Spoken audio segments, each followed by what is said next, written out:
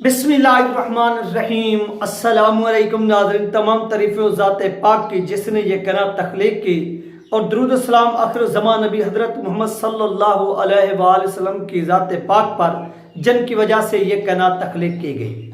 नाज़रीन, आज की वीडियो में हम बात करेंगे मलिक बाबर डोगर साहब की,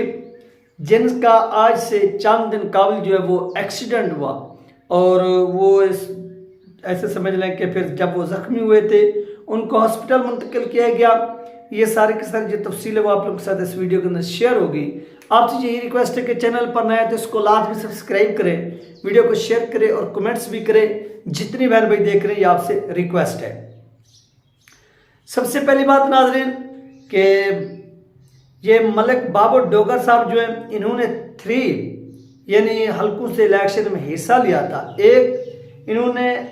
MNA की नशस्त पर NA 151 से हिस्सा लिया था, और फिर पंजाब असम्बली की 215 और 216 से तहरीक लबैक पाकिस्तान की नशस्त पर हिस्सा लिया था। आज से चंद दिन पहले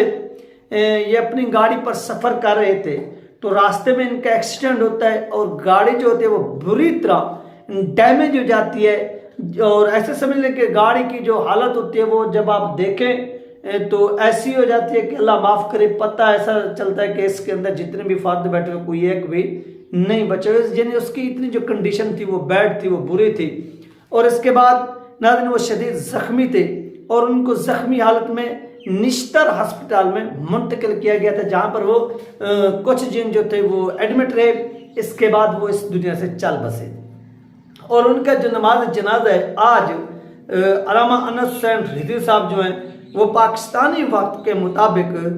दिन 11 बजे जो है ना वो पढ़ाएंगे। ये नाज़रीन टाउन के अंदर के ये अली टाउन के अंदर जो वो अल्लामा अनस हुसैन रिजवी साहब जो मुल्तान में 11 बजे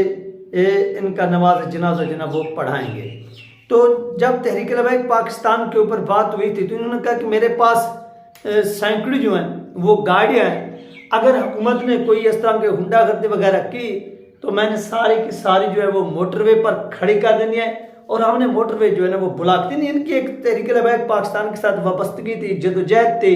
प्यार था, तो इसमें उन्होंने कुर्बानियाँ भी दी, जदोजहद भी थी कि सब कुछ किया, और आखिरकार ये ऐसे समझें कि इस अजीम मिशन पर चलते हुए अल्लाह को प्यारा हो गई। ये एक वकील थे, इनका ताल्लुक मुल्तान से था, और ये काफ़ी मुतहरिक थे और तहरीक लबैक पाकिस्तान के लिए काफ़ी उन्होंने कुर्बानी दी। जब ये जनरल इलेक्शन हो रहे थे 2021 के अपना 24 के अंदर, तो अल्लामा साद हुसैन रिजवी साहब जब मुल्तान तशरीफ़ लाए तो इनकी गाड़ी पर सफ़र भी किया था। इनके साथ काफ़ी यानी दुआ सलाम भी थी, और अल्लामा साद हुसैन रिजवी साहब इनसे प्यार भी करते थे। तो ये इनकी सारी की सारी जो स्टोरी है वो आप लोगों के साथ इस वक्त शेयर की जा रही है। तो ये तहरीक लबैक पाकिस्तान के लिए एक जो है बहुत बड़ा नुकसान है, बहुत बड़ा सदमा पहुंचे तहरीक लबैक पाकिस्तान को, और तहरीक लबैक पाकिस्तान जो है वो इस सदमे को ऐसे समझ लें कि कभी भी पूरा नहीं कर सकेगी। इस नुकसान को दुआ यही है कि अल्लाह पाक इनको जन्नतुल फिरदौस में आला मकाम अता फरमाए, और इनके लवाहिकीन को सब्र अता फरमाए।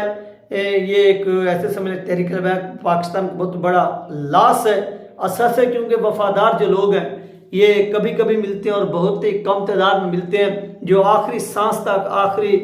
यानी हर मुश्किल वक्त में आप लोगों के साथ जो है ना वो साथ रहते हैं, मुश्किल में साथ देते भी हैं। और इसके बाद नाज़रीन तहरीक लबैक पाकिस्तान ने इसके साथ साथ एक रैली का इनाकाद किया है, और ये जो रैली है ये नाज़रीन रैली ऐसे समझें कि PP 139 के अंदर सैयद ज़हीर शाह साहब की ज़ेर क़यादत जो है वो रैली यहाँ पर निकाली गई।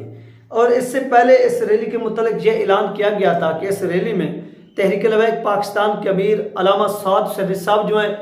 वो शिरकत करेंगे, और शिरकत करके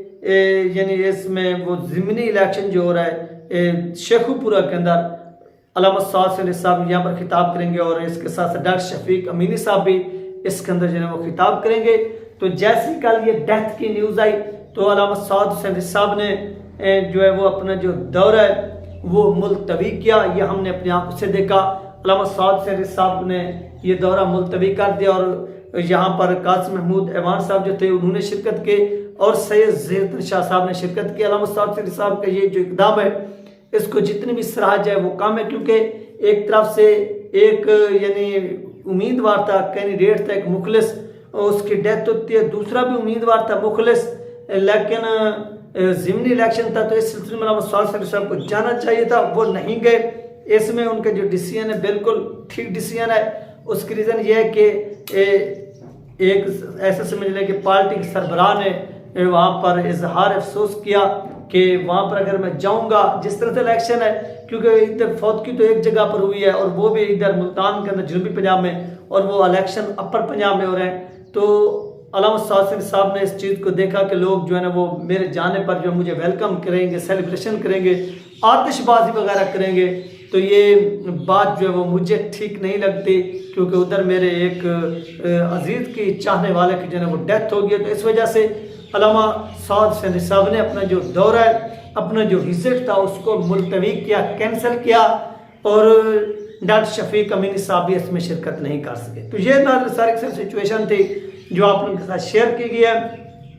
तो ये तहरीक लबैक पाकिस्तान के लोगों के लिए ऐसे समझ लें कि एक बहुत बड़ा लॉस है, सदमा है कि उनका एक अजीज़ जो है वो इस दुनिया से चल बसा। तो ऐसे समझ लें कि इस तरह के जो नुकसान है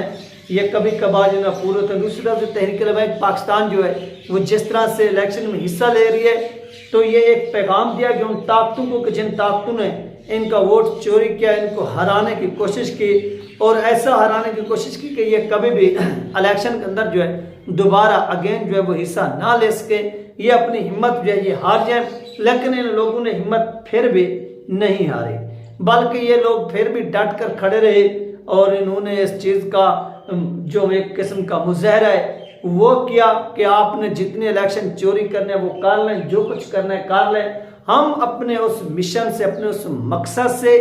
एक इंच भी पीछे नहीं हटेंगे, और ना ही ये लोग हटे हैं। इस चीज़ की हम खुद भी क्या करते हैं, गवाही देते हैं। क्योंकि आप देखेंगे एक बहुत बड़ा धचका लगा, मौलाना फजलुर रहमान साहब हो गए, उन्होंने तो इस ज़िमनी इलेक्शन में बायकॉट किया है, क्योंकि मौलाना को मालूम है कि पब्लिक के अंदर उन्होंने जिस तरह से एक किस्म की धोखेबाजियाँ की, 2 नंबरियाँ की, एस्टेब्लिशमेंट की गोद में खेलते रहे। आपने देखा था कि जब तहरीक अदम एतमाद लाई जा रही थी तो उस वक्त मौलाना फजलुर रहमान साहब कहते थे कि इसको अमेरिका ने नहीं बल्कि मैंने निकाला, ये किया वो किया है इमरान खान के खिलाफ। जब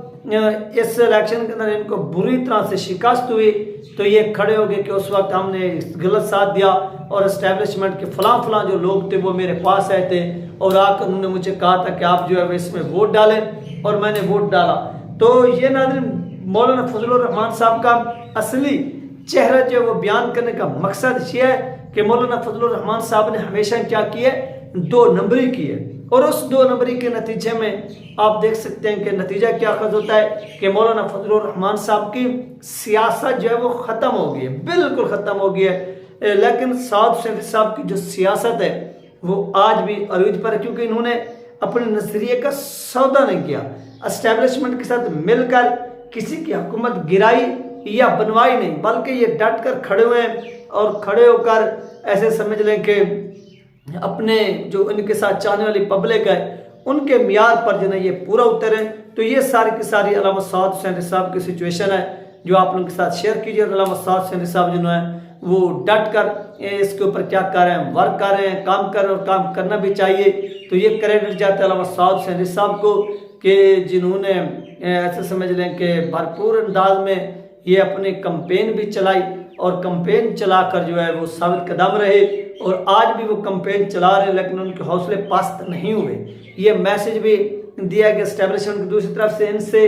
एक हल्के के अंदर करेन का जो इंतखाबी निशान है तो वो भी छीना गया है राय शबीरे में, जहाँ पर तहरीक लबैक पाकिस्तान के उम्मीदवार है वहाँ पर तहरीक लबैक पाकिस्तान के करेन के इंतखाबी निशान की बजाय